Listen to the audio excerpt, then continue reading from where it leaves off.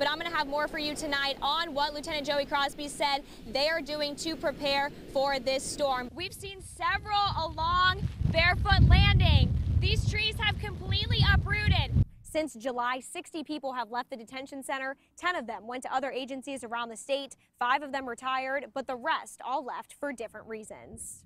South Carolina received a D on the 2016 March of Dimes premature birth report card. A lot of the roads leading up to Folly Road are clear, but when you turn the corner here, this is what you see. Here's how it works.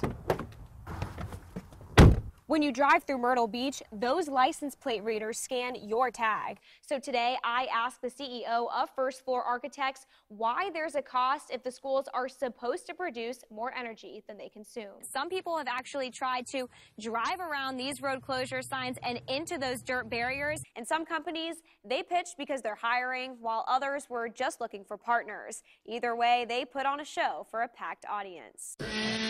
These volunteers aren't from Horry County. Coming all the way from Arkansas. Or the state of South Carolina. I used to serve in the British Army. But they ended up here for a simple reason. To help people. They're a part of Team Rubicon, an organization full of thousands of veterans helping disaster-stricken areas. I like the way that it's veteran-focused, but there's first responders.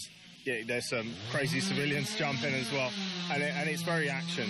This group helped John Graham after Hurricane Matthew did this to his backyard. The ground started lifting up, and so I said, oh God, and I look at the window, the tree was gone. The organization doesn't just help people after disasters. It also helps the volunteers. They gave me a sense of purpose, another reason to live.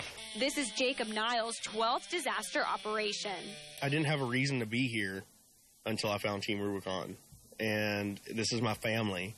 I don't know half these people, I just met them, but I know they're there for me, and I'm going to be there for them. And while the storm isn't over for Graham, I definitely going to need some more help when they leave. These volunteers aim to leave their site better than they found it.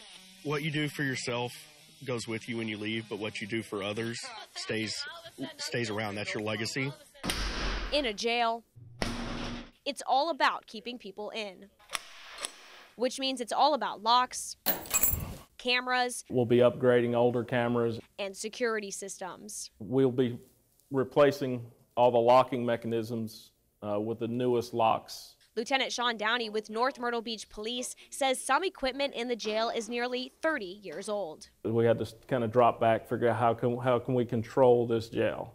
In July, we told you about Atticus Barber, who escaped from the jail by following a construction worker out. That happened when we were actually putting the software in place for these doors, which prompted the department to speed up the timeline for this new upgrade. We feel like we're very confident in the plan we put in place that will prevent that in the future. The goal is to make sure no two doors can be open at the same time. So it's a much quicker, more secure way of locking high security doors. They will also upgrade the camera system and add new ones in the jail's blind spots. Down these hallways, there's some spots we'll be putting some new cameras in that get a little better coverage. Some doors, like this one, need to be replaced. That have since rusted, because these are all original. This is original to the building. And there will be upgrades to the control panel. The newer system obviously will be supported with the latest technology. Lieutenant Downey said since Barber escaped during the last upgrades, this time things will be different. We'll most likely have to shut the jail down for a period of time, maybe a week. We don't really know why the company comes in and changes out the locks.